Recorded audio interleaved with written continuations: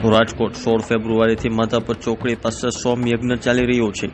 ત્યારે આ સોમયજ્ઞના નામે યુકેમાં વર્લ્ડ રેકોર્ડ પણ નોંધાયો છે। આચાર્ય ગો શ્રી વ્રજોત્સવજીના નામે આ રેકોર્ડ નોંધાયો છે। સૌથી નાની ઉંમરના અતિ પ્રાચીન દુર્લભ વૈદિક સોમયજ્ઞ કરવા માટે સન્માનિત કરવામાં આવ્યા છે। ત્યારે આવો તેમની પાસેથી જ જાણીએ તેનું મહત્વ શું છે। जी, world book of record UK ने हमें सम्मानित किया है।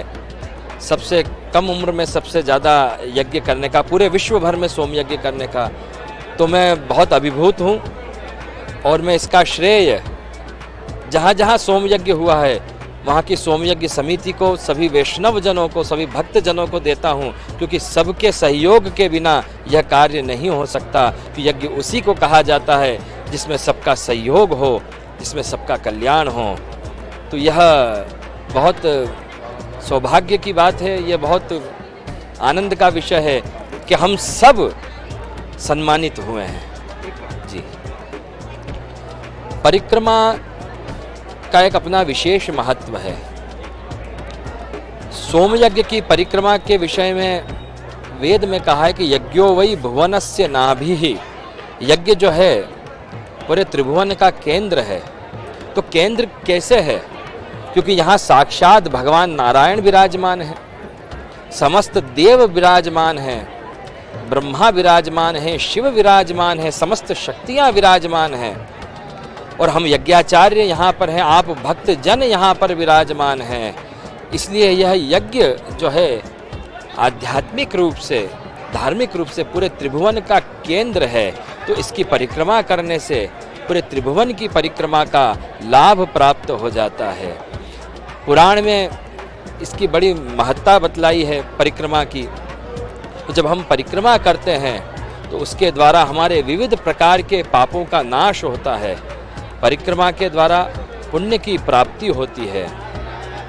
तो देवमय ब्राह्मण यहाँ यज्ञ कर रहे हैं और इसे गो यज्ञ भी कहा गया है, वैष्णव याग है यह। इसलिए इसमें विविध वनस्पतियों के द्वारा, घृत के द्वारा और विविध काष्ठों के द्वारा आहुति लगती है। अलग अलग समय में अलग अलग आहुति लगती है। पुरोडाश की आहुति लगती है। तो उसका एक अपना वैदिक बड़ा महत्व है।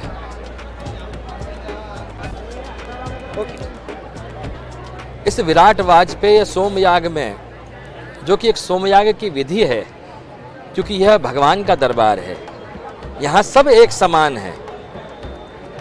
किसी भी प्रकार का न जातिगत भेद है, न धन का, न ज्ञान का, क्योंकि भगवान की दृष्टि समोहम सर्वभूतेषु, जो भगवान ने गीता में कहा है, भगवान की कृपा की वृष्टि सबके ऊपर होती है।